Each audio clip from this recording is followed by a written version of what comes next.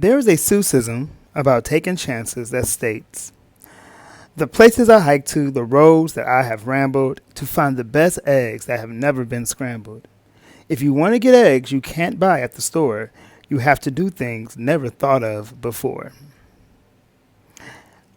I struggle with long distance, especially when it comes to engaging with potential interests.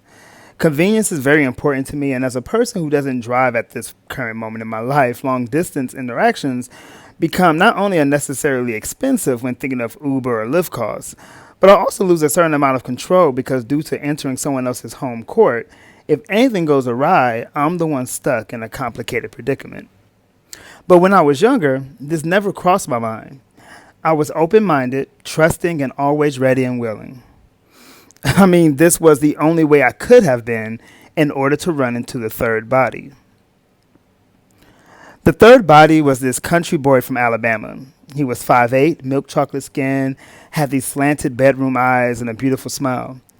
We met in 2005, right after coming back to school from winter break. It was MLK weekend, and if you remember from Memoir 2, I had been introduced to the gay club scene a month prior by the next body. He, along with his friends from Glee Club, were my usual club entourage, and we all seemed to be just a bit too thirsty to get back to school and get out a little bit more. But little did I know, MLK weekend was actually pretty lit in my college city, especially for the black gay community. On this particular night, we went to a club called the Library. This club was quite small, which caused the dance floor to always feel extremely packed. I wasn't one to dance in the club, and even today I'm not big on dancing in the club. But back then, this whole this whole thing of being a wallflower cultivated because at that time, remember, I was feeding on all the attention I was getting as a new face. So this idea of getting all sweaty and my new outfit that I feel like I had really put thought into in order to be seen, that was not my ministry, and even today it's not my ministry just to be all sweaty and in the club in my outfit. I had also picked up the habit at this time of scanning the room and giving intense eye contact to the men I found attractive. In my observation of the gay clubs, it was something I noticed that was a common thing, this idea of staring people in the face until you got to stare back. And so I figured this was a form of tacit consent when in gay spaces. Eventually, these club actions I had picked up cultivated into a habit of making my rounds, quote unquote, or in other words, walking the club or walking the room. In the beginning, as a young buck, my purpose for doing this was for usually finding a wall to stand on that was away from the crowded spaces, or even to isolate myself in areas shown to be more for socializing, or when those on the dance floor needed a space to cool off. However, this decision of mine was also strategy. It was a way for me to make myself available for flirty conversation once I locked eyes with a potential gentleman. I figured if a guy was interested, he'd either try and find me or try to follow me. And don't forget, I'm also extremely passive during these years. Getting back to this current night, while in the midst of my new habit, I happened to lock eyes with the third body. He is dressed as if he was the bad boy of a 90s boy band. He had been dancing, so his shirt was off, and he was in a black tank top. He had on a fitted that was cocked partially to the side with a do-rag underneath, with some baggy black jeans, and a pair of Nike boots that seemed to be pretty big during that time. His ears were pierced, he had on a subtle chain and a smooth face. When we locked eyes, I was en route to an open area of the club nearest the bathrooms. I noticed that it seemed to be that socializing space away from the dance floor. Interesting side story. When I entered this space and found the seat, I happened to notice this beautiful almond-skinned young woman with a low-cut fade. She had this popping lipstick and her shape was absolutely amazing. And I don't remember if I ever said anything to her. I may have given a smile and some eye contact. But I was definitely staring to the point that a thicker woman who was in a button-down and tank top underneath, she had on baggy jeans and Timbs, rocking braids. She walks up behind this young woman and she looks at me and she says, "She looks good, don't she? Well, too bad. This my pussy right here." Oh my gosh. It was so aggressive. so aggressive. She was so territorial for no reason at all. And I found myself a little scared and embarrassed. I didn't even have a response back. I just remember smiling all awkwardly and proceeding to get up and head back towards the dance floor. As I'm heading back to the dance floor, I bump into the third body. He says what's up to me, and at that moment I notice a smile, and then I notice he has this very country accent. Then he looks at his friend who happens to be standing behind him, and he asks him, he's cute, ain't he? His friend is staring and biting his bottom lip, which made me feel like I was the shit, must admit. He responds with, yeah, he is, and starts to ask me my name, which I guess to, the third body felt like him trying to hit on me. And so he immediately cock blocks, engaging in some kind of banter with his friend as a means to stake claim over me. Afterwards, he asked if I was actually coming home with him that night. I laughed it off. Although I was intrigued and slightly turned on, I was also nervous about just leaving with the stranger.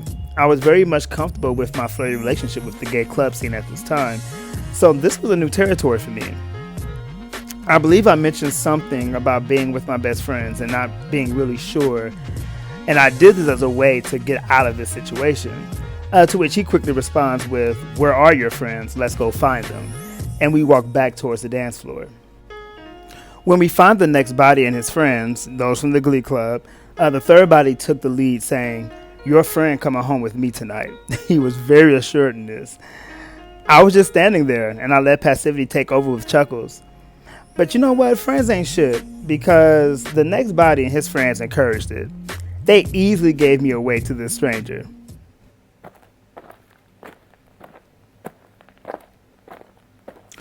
Once in the car, the third body and I hop in the back seat, and the friend takes the driver's seat. During the ride, the third body is all up on me. He's kissing me at times, then just staring at me and smiling, tapping on my nose, saying how cute I was, and then he would begin to key with his best friend in between.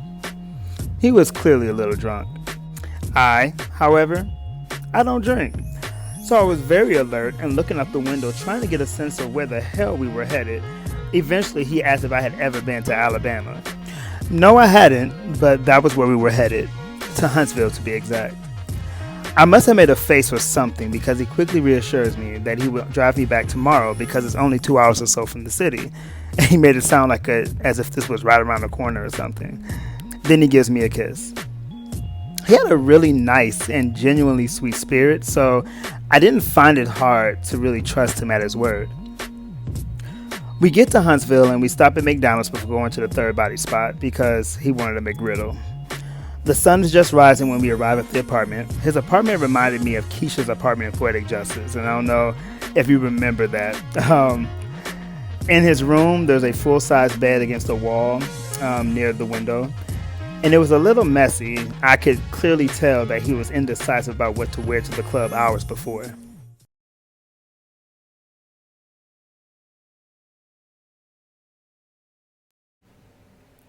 He begins to take off his pants and hat, leaving on his boxers and the tank top I met him in. I, too, take off my pants to get more comfortable. The third body lays down next to me so that we are facing each other, and we begin kissing immediately. It was like we both know what the point or what the purpose was. He rubs my sides and slides his hand under my shirt, rubbing on one of my nipples, which I realize is like one of my spots at this time. As usual, being new to everything, I mimic his moves, and he begins to moan with his kisses. We begin to move like first-timers, eagerly taking off our drawers and returning back to kissing one another. Without any type of transition, his head is suddenly at my waist, then my dick is in his mouth. He has a rather fast-paced head game, but there's a texture to his skill that feels so damn good. He raises up just as quickly as he went down and begins kissing me. I use the skills I learned from the next body to kiss down his torso and return the favor. He's moaning and using a hand to rub my head as I put in my oral work. Then, as I come up to kiss him, I notice he is sucking his thumb. It was, I think in the moment, it was like, ooh, hold up. But I also found it really adorable. He gives a sensual smile with his thumb still in his mouth before he removed it to engage with my lips. Uh, this, I don't know, it was something about him feeling that comfortable in that moment that just helped me also feel comfortable. I mean, I didn't say this at all, but I think I kind of alluded to it. But it was kind of interesting that my first time going all the way across states with someone, and I have a really good poker face for the most part. So I'm feeling like, oh my gosh, I can't believe I'm in a different state. What happens if ... But this moment really just, I don't know, just put me at ease. We started jacking off while kissing, and he gets up to grab some Vaseline off of his dresser. We end the early morning kissing each other as we stroked our dicks until we both came. He got up for a towel so that we could clean ourselves up, and then he grabbed his McDonald's bag and laid next to me while eating his McGriddle. We had small talk about me seeing him in the club and if I had any plans for the rest of the day. Eventually, we spooned and dozed off for a couple of hours. I was then awakened by him, dressed in his McDonald's uniform, so that he could drop me off back at the campus before getting to work. That was the last time I saw the third body. Well, not until maybe 8 or 9 years later in a club in Chicago during Pride weekend. He had started growing locks at this time. He had this very emo rock boy style. He was wearing contacts, but his overall spirit was still the same. He was also just a little bit more drunken. This MLK moment with the third body was the key to me being more open to the hookup culture. It was me doing something I had never thought before, hiking to new places and rambling on new roads. Although I didn't dive right into the culture during this year, I did have more experiences with individuals from the city versus just waiting for an on-campus experience to happen.